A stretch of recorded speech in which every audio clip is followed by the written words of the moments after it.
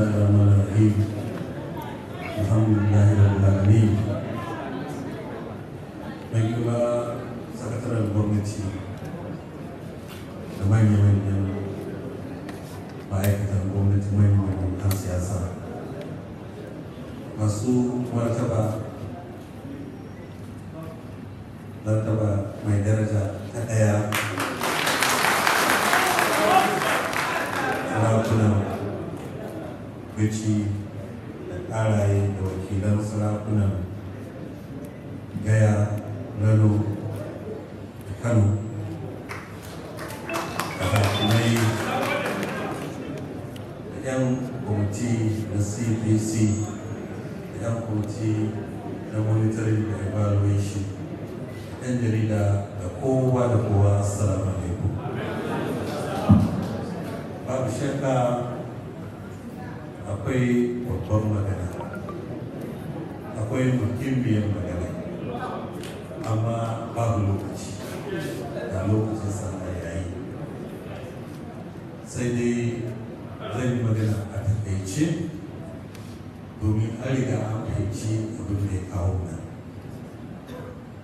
Abin da ya kawo nan shine muƙaddamar da kwamiti wanda zai lura da ciyarwa makarantun na primary school, sannan kuma kwamiti wanda zai kula da yadda ake gudanar da koyarwa da sauran haba-haba ta makarantu domin a tabbatar cewa duk abin da muka sa gaba babu surkule, babu tsallake, babu kamalin da ya kawon igiya,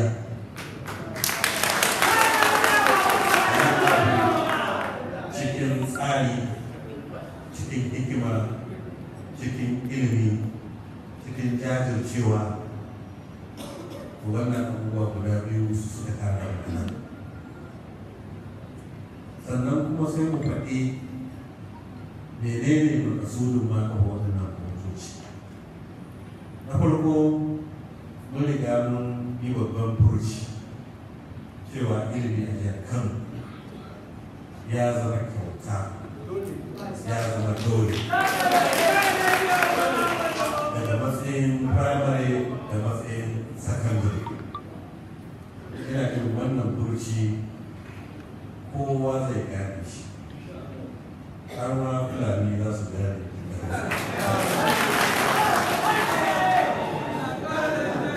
To wannan furuci babban magana ce, kuma tana buƙatar haɗin kan al'umma, tana buƙatar jajircewa, tana buƙatar haɗin kan masarauta, tana buƙatar haɗin kan makaranta, tana kuma buƙatar haɗin kan 'yan makaranta da iyayen makaranta da duk wani wanda abin ya shafa.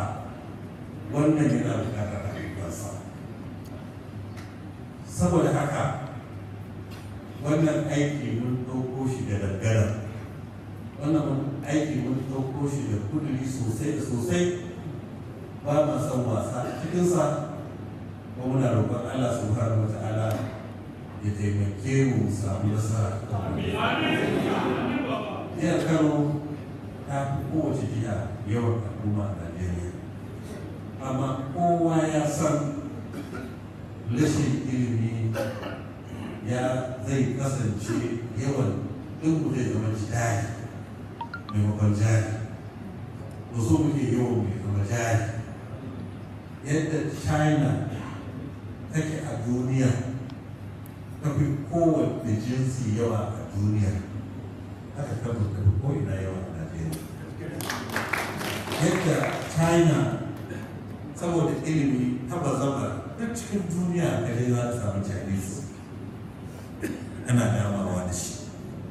Haka muke so 'yan jihar Kano saboda ilimi duk inda aka je a Najeriya da Afirka da ma duniya da baki da samu ɗan Kano, saboda ba alfarma yake nema ba, a'a yana da ilimi ya goge yadda za a ɗauke shi aiki idan ma kuma business ne yadda yana da ilimi za a bashi ya yi business, in karatu ne, in na likita ne, in na injiniya ne, kai ko na menene ya zama ɗan Kano ya yi fice a kai. Ba abu ne da za mu samu a dalilai ba, amma wanda zai hau sama in ya taka bebe ya rage. To saboda haka yanzu bebe muke takawa, ko mun tabbata mun rage. Saboda haka muna bukatar haɗin kowa da kowa. Abin nan yana bukatar kuɗi da yawa. Jihar Kano ta dage ta mai da shi abu wanda ya ci ne a gaba. Amma kuɗi ba shi ne kawai ba, dole sai ka ɗauki ko'ina ka haɗe. Kamar wanda zai sauko daga sama kan bene, ko wanda zai fara hawa bene, ai ba ce ka yi tsalle ka sama ba za ka iya ba. Daga sama ma ka yi tsalle za ka faɗo za ka kai. Shi sa aka yi hikima aka yi matakala matakala matakala matakala. To idan ka aka matakala ɗaya, magana ta wasu. Haka ilimi, in kowa ya ba da haɗin kai, a samu wani ɓangare bai ba da haɗin kai ba, duk wajen sai ka wasu. Saboda haka muna bukata duka yaron da ya isa a kai shi makaranta, lalle a kai shi. Shi sa ya zama dole, domin wani za ka ce ga shi kyauta ya ce baya so, wani za ka ce ga abin alheri ya ce baya so, domin bai fahimta ba. Kamar yadda muka yi bayani ta gabar, masarautun nan mun kirkiro su ne ba wai don mu ɓata wa wani ba, ba don mu nuna fushi ba. Mun kirkiro su ne saboda mun yi nazari, mun yi tunani, mun yi bincike, mun yi aiki da ilimi, mun duba tarihi. Idan dai masarauta ba wai ado ne kawai ba, in dai masarauta yi wa al'umma aiki ne,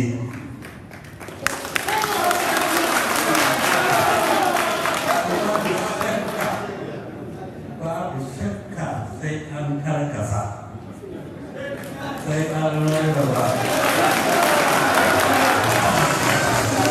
sai an lura wannan sauki naka, ɗaya da naki, ɗaya da naki,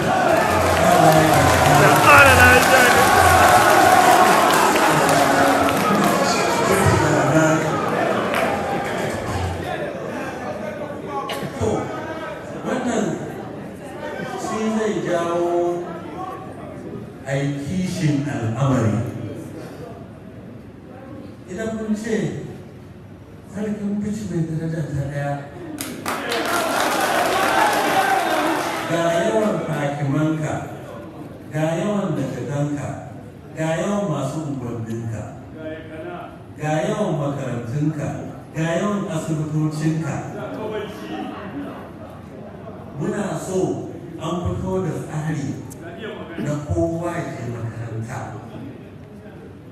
Ai abu ne mai sauƙi. Wannan shi ne aiki ba a kayan ba. Ɗan shahadini daga ɗanka masu umarninka ya muka samu labarin yaron gidan wani baya zuwa makaranta. Ai sai a tafa guje a ce ai, amma a ce daga nan cikin birni za a ba da umarni.